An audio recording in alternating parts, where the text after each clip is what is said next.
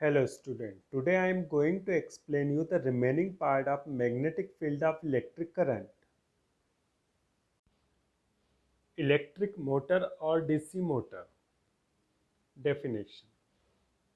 An electric motor is a device for converting the electric energy into mechanical energy. तो electric motor क्या एक device है जो electric energy को किस में कन्वर्ट करेगा, मैकेनिकल एनर्जी में, जिससे कोई मशीन होती है, अप्लायंसेज होते हैं, वो रन होते हैं। ये बिल्कुल जो होता है रिवर्स होता है इलेक्ट्रिक जनरेटर का। इलेक्ट्रिक जनरेटर में मैकेनिकल एनर्जी को इलेक्ट्रिकल एनर्जी में कन्वर्ट किया जाता है। अब जो इलेक्ट्रिकल मोटर होती है वो टू टाइप की होती है, एसी मोटर मतलब अल्टरनेट करंट मोटर और डीसी मोटर मतलब direct current motor. Electrical appliances like fan, air condition, cooler, washing machine, mixer and blenders, ये जितने भी इलेक्ट्रिक अप्लायंसेस हैं जिनका यूज़ किचन में किया जाता है, ये सब वर्क करती है एसी मोटर के ऊपर।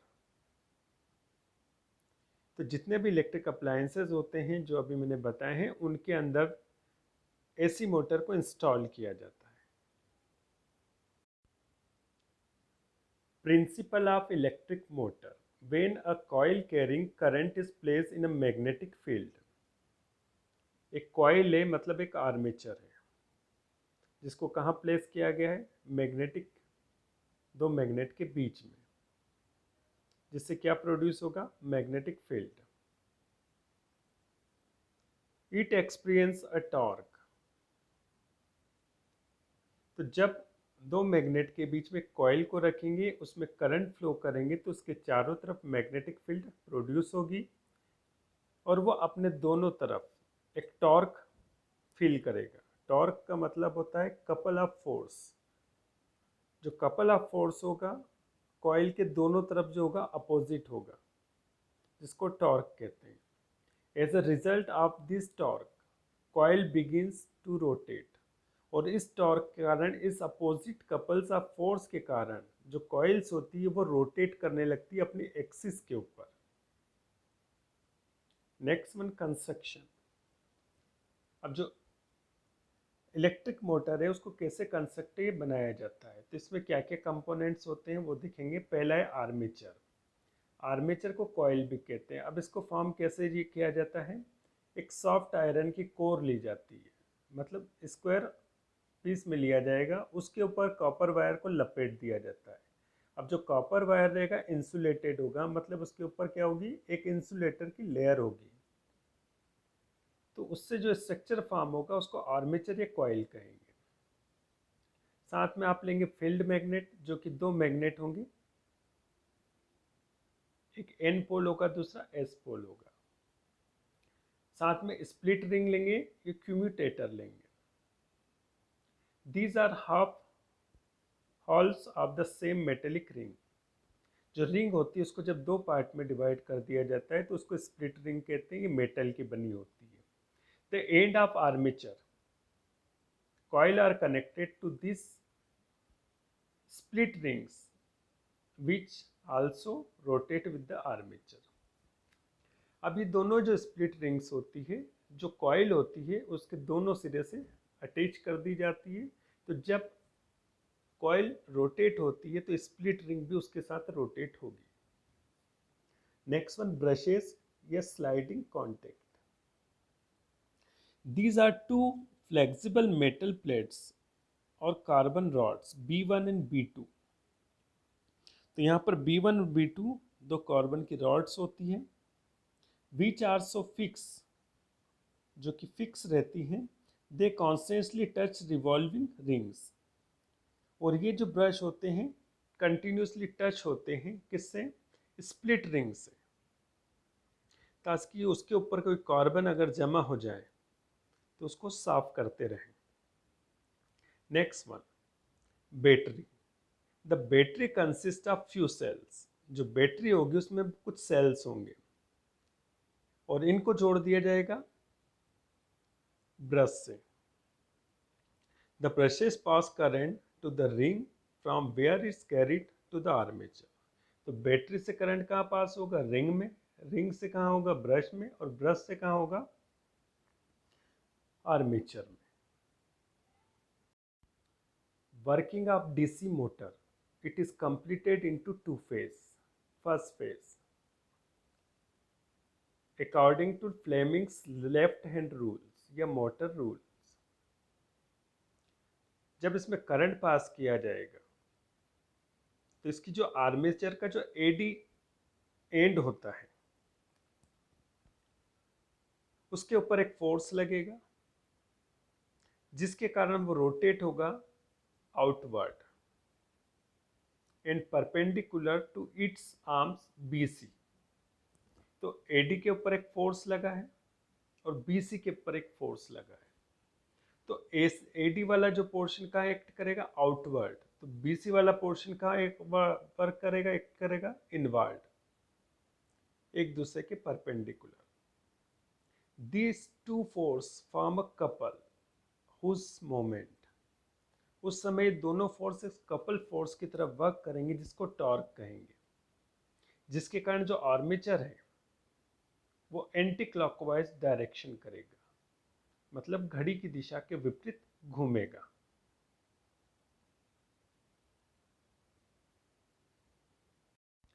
You can see in this diagram construction of DC motor components।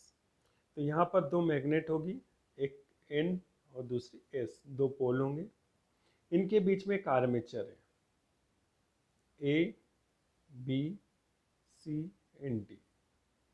ये जो आर्मेचर फॉर्म होगा वो सॉफ्ट आयरन का होगा और इसकी चारों तरफ कॉपर की वायर जो होगी उस इंसुलेटेड वायर को लपेट दिया जाएगा। तो ये जो स्ट्रक्चर फॉर्म हुआ ABCD, इसको कहेंगे armature.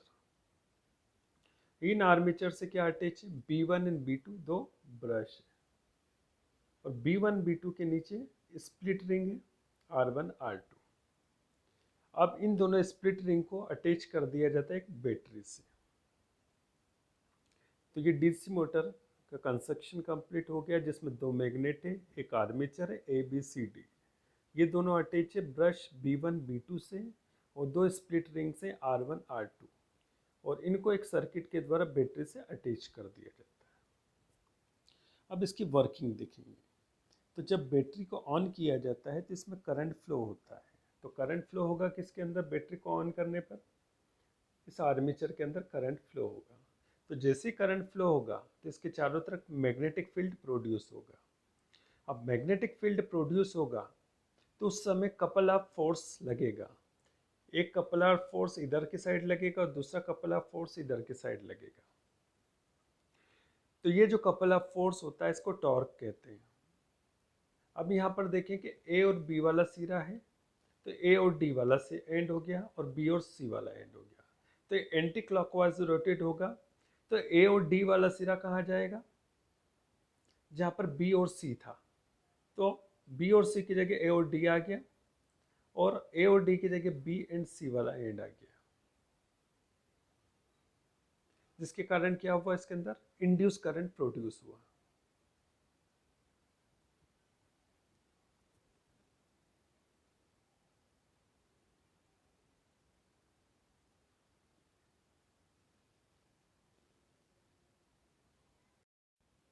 You can see in this diagram the component of DC motor। First one, दो मैग्नेट होती है, ये पहली मैग्नेट है और ये दूसरी मैग्नेट है। पहली मैग्नेट का N पोल है और दूसरी मैग्नेट का S पोल है। दो मैग्नेट के बीच में एक कॉइल है A, B, C and D। ये जो कॉइल है सॉफ्ट आयरन की है और इसके ऊपर की तरफ कॉपर की वाइंडिंग है जो इंसुलेटेड होती है। तो ये पूरा जो स्ट्रक्चर फॉर्म हुआ है इसको क्या कहेंगे, आर्मेचर। इस आर्मेचर से अटैच है ब्रश B1 एंड B2 और उसके साथ दो स्प्लिट रिंग से R1 R2। अब जो R1 R2 है इसको एक सर्किट के द्वारा बैटरी से अटैच कर दिया जाता है। तो ये पूरा कंस्ट्रक्शन ऑफ डीसी मोटर हो गया। अब देखेंगे इसका वर्किंग। तो वर्किंग के अंदर जैसे ही बैटरी को ऑन किया जाता है तो सर्किट के अंदर स्प्लिट रिंग के होते हुए आर्मेचर के अंदर करंट फ्लो होगा, और करंट फ्लो होगा इस तरह से, करंट फ्लो होगा और इसके चारों तरफ क्या प्रोड्यूस होगा, मैग्नेटिक फील्ड।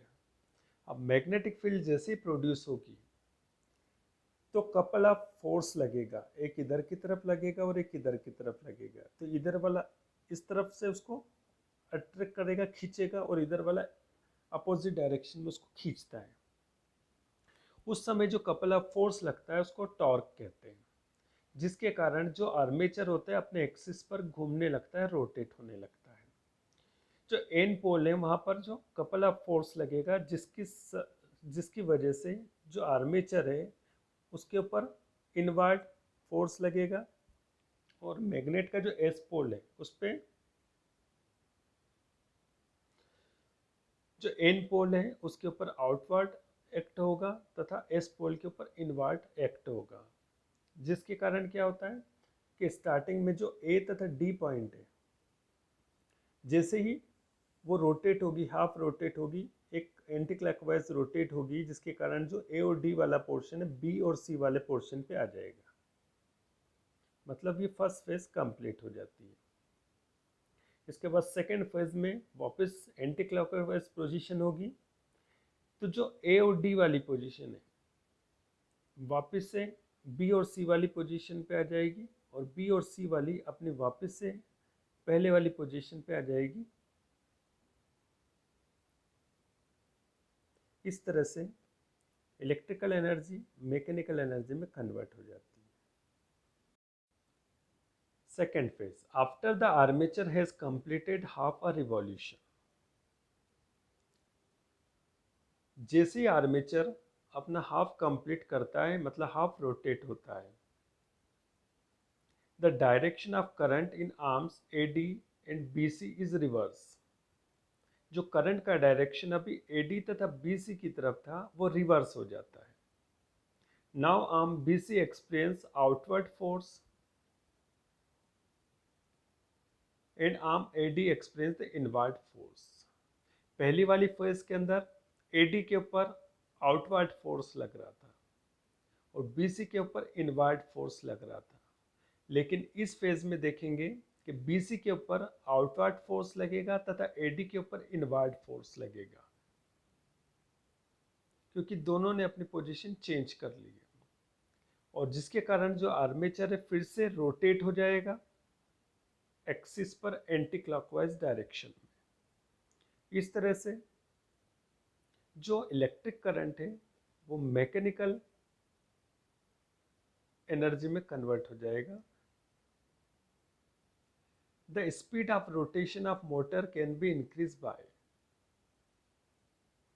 मोटर के अंदर जो रोटेशन की स्पीड है उसको आप कैसे इंक्रीज कर सकते हैं। पहला, आर्मेचर के अंदर जो करंट है उसकी स्ट्रेंथ, जो पावर है, उसको इंक्रीज करके आप मोटर के रोटेशन को बढ़ा सकते हैं, उसकी स्पीड को बढ़ा सकते हैं। Second, increasing the number of turns in the coils of armature. जो सॉफ्ट आयरन का आर्मेचर है उसके ऊपर जो कॉपर की वायर है उसको जो आपने कॉइल किया है तो उसके टर्न्स को आपने बढ़ा दिया, तो उससे मोटर का जो रोटेशन की स्पीड है वो बढ़ जाएगी। Next one, increase the area of coil. अगर कॉइल बड़ी कर ली जाती है तो उससे भी मोटर के रोटेशन की स्पीड इंक्रीज हो जाती है।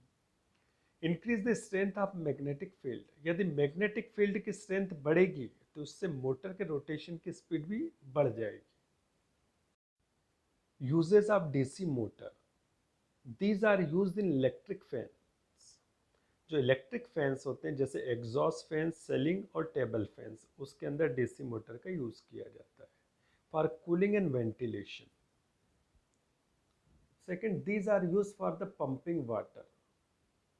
जो पानी खींचने की मोटर होती है उसके अंदर डीसी मोटर का यूज किया जाता है। Big DC motor are use for the running train cars. जो ट्राम कार्स होती है उसके अंदर डीसी मोटर का यूज किया जाता है। स्मॉल डीसी मोटर है use the various toys.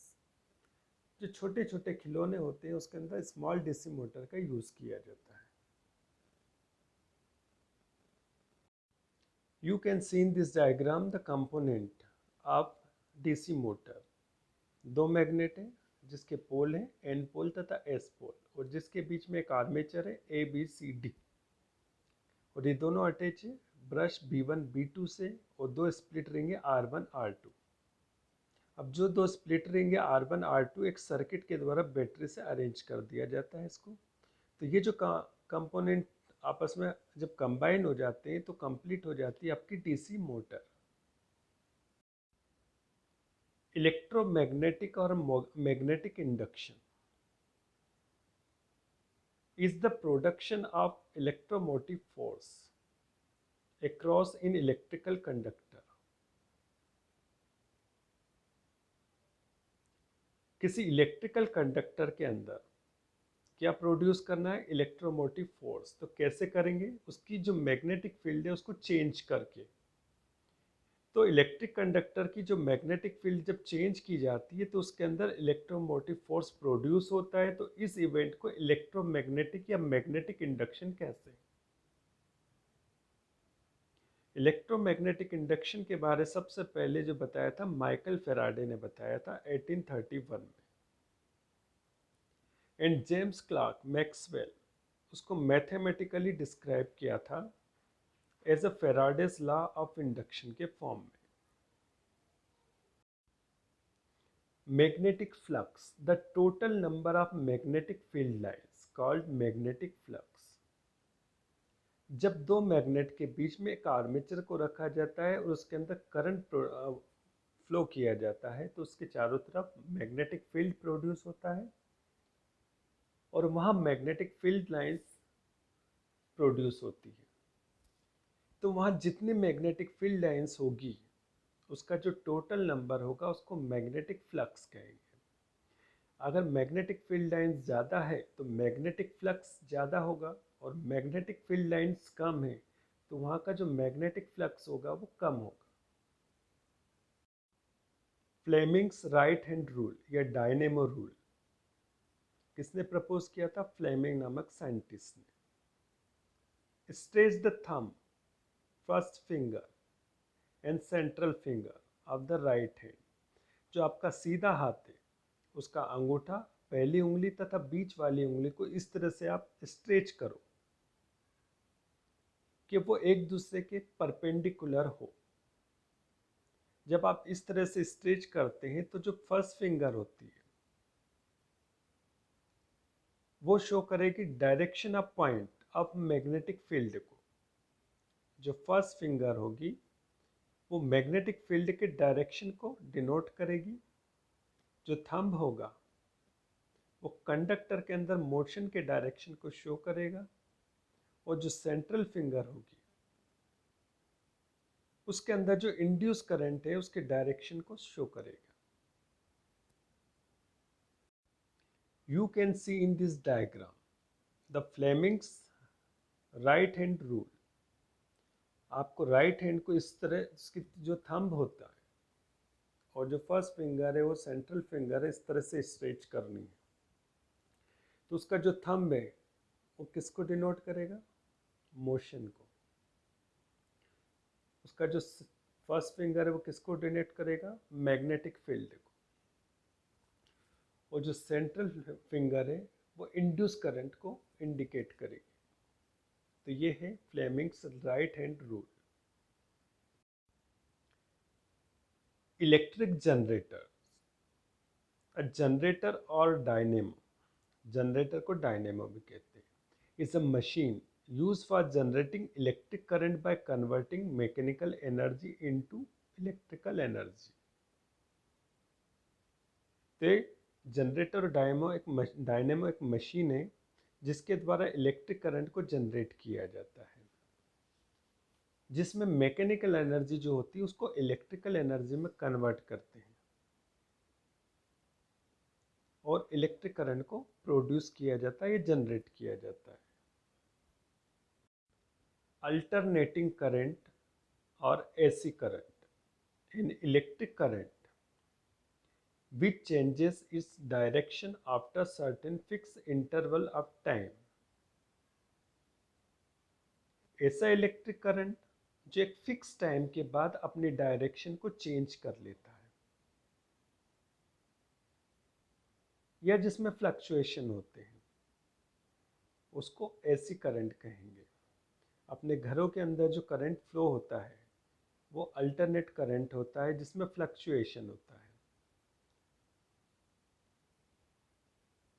You can see in this diagram, current मतलब आई, पहले फ्लक्चुएशन होगा तो करंट की डायरेक्शन कुछ और है, कुछ समय बाद करंट की डायरेक्शन कुछ और है, कुछ समय के बाद वापस से चेंज हो जाएगी, मतलब इसमें एक फ्लक्चुएशन आएगा। कभी करंट का जो फ्लो होगा वो हाई वोल्टेज के साथ होगा, कभी करंट का जो फ्लो होगा वो लो वोल्टेज के साथ होगा, हाई वोल्टेज के साथ होगा। तो यहाँ पर वोल्टेज चेंजेस होगा, सेम वोल्टेज में फ्लो नहीं होगा, तो ऐसा जो करंट होगा उसको एसी करंट कहेंगे। डायरेक्ट करंट और DC current which always flow in a same direction, ऐसा करंट जो हमेशा सेम डायरेक्शन में फ्लो होता है, जिसमें कोई फ्लक्चुएशन नहीं होता है, जिसमें सेम वोल्टेज होता है, तो उसको डीसी करंट कहेंगे। तो यहाँ पर जो होता है सेम डायरेक्शन में जा रहा है, इसमें कोई फ्लक्चुएशन नहीं हो रहा है, तो ये जो करंट होगा कौन सा होगा, डीसी करंट। अल्टरनेटिंग करंट या AC generator. First one principle, when ever in a close circuit, एक क्लोज सर्किट है जिसको कॉइल या आर्मेचर कहेंगे। तो जैसे ही मैग्नेटिक फील्ड लाइंस में चेंजेस होंगे, तो जब किसी कॉइल को मैग्नेट के बीच में रखा जाता है तो उसके चारों तरफ मैग्नेटिक फील्ड प्रोड्यूस होती है और मैग्नेटिक फील्ड लाइंस फॉर्म होती है। जब मैग्नेटिक फील्ड लाइंस में चेंजेस होते हैं तो आर्मेचर के अंदर एक इंड्यूस करंट प्रोड्यूस होता है। Next one construction, armature means coil. तो यहाँ पर भी एक कॉइल होगी ABCD, और ये सॉफ्ट आयरन की बनी होगी, उसके ऊपर कॉपर वायर जो होता है इंसुलेटेड कॉपर वायर की वाइंडिंग होगी। अभी जो आर्मेचर है दोनों कॉइल दोनों मैग्नेट के अंदर की तरफ रोटेट होगी एक्सिस पर, field magnet. The magnetic field is supplied by the permanent magnet in a small dynamo, also called magneto। इस कॉइल के दोनों तरफ दो परमानेंट मैग्नेट होंगे जिनको डायनेमो या मैग्नेटो भी कहते हैं। Electromagnet in case of big commercial dynamo, जो इलेक्ट्रोमैग्नेट है आर्टिफिशियल मैग्नेट है, इसका यूज किया जाता है कॉमर्शियल डायनेमो में, या जनरली जिसको कहते हैं जनरेटर। तो यहाँ पर जो मैग्नेट परमानेंट मैग्नेट लिए जाएंगे दो, एक का जो पोल होगा नॉर्थ पोल होगा और दूसरा का साउथ पोल, और दोनों जुड़े रहेंगे आर्मेचर के सिरे स्प्लिट रिंग से R1 R2।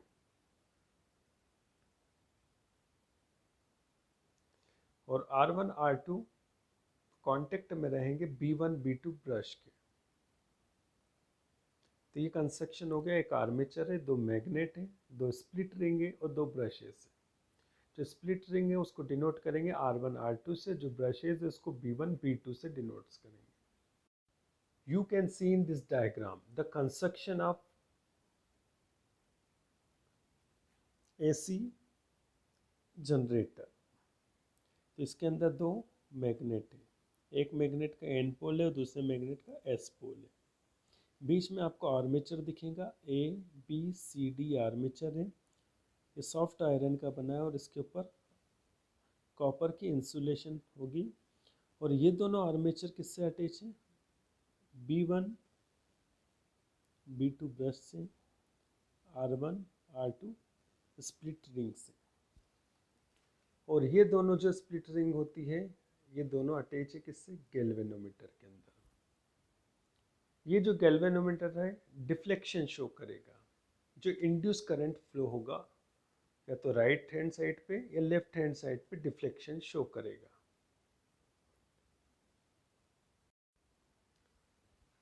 External circuit contain और रेजिस्टेंस आर। जो बाहर की तरफ सर्किट होगा उसके अंदर एक रेजिस्टेंस होगा आर और एक गैल्वेनोमीटर होगा जिसको डिनोट करेंगे कैपिटल जी। इसमें जो ब्रशेज होते हैं वो स्टेशनरी होते हैं, अपनी एक जगह पे फिक्स होते हैं, ये आर्मेचर के साथ रोटेट नहीं होंगे। नेक्स्ट वन वर्किंग, तो ये भी जो इसकी वर्किंग होगी दो फेज में कंप्लीट होगी। Let us suppose that the armature ABCD is rotating anti-clockwise। तो एक आर्मेचर है आपके पास ABCD जो रोटेट हो रही है anti clockwise. So that the arm AD, अब जो आर्मेचर की जो एक आर्म है A और D वो मूव्स करेगी इनवर्ड और BC जो मूव्स करेगी आउटवर्ड। अब यहाँ पर कौन सा रूल अप्लाई होगा? Fleming's right hand rule. We find that the induce current in the armature, जिसके कारण आर्मेचर के अंदर क्या प्रोड्यूस होगा? Induce current. और जैसे इंड्यूस करंट प्रोड्यूस होगा तो वो डिफ्लेक्शन शो होगा गैल्वेनोमीटर के अंदर। तो गैल्वेनोमीटर के अंदर जो नीडल होती है वो डिफ्लेक्शन शो करेगी टूवर्ड टू राइट्स, सीधे हाथ की तरफ डिफ्लेक्शन शो करेगी। You can see in this diagram the working of AC generator. It is completed two phase. First one phase. तो फर्स्ट वन फेज में आर्मेचर देखेंगे आप A और D पॉइंट और B तथा C पॉइंट। जब magnetic field line change होगी तो इस आर्मेचर के अंदर क्या प्रोड्यूस होगा? करंट प्रोड्यूस होगा, इंड्यूस होगा।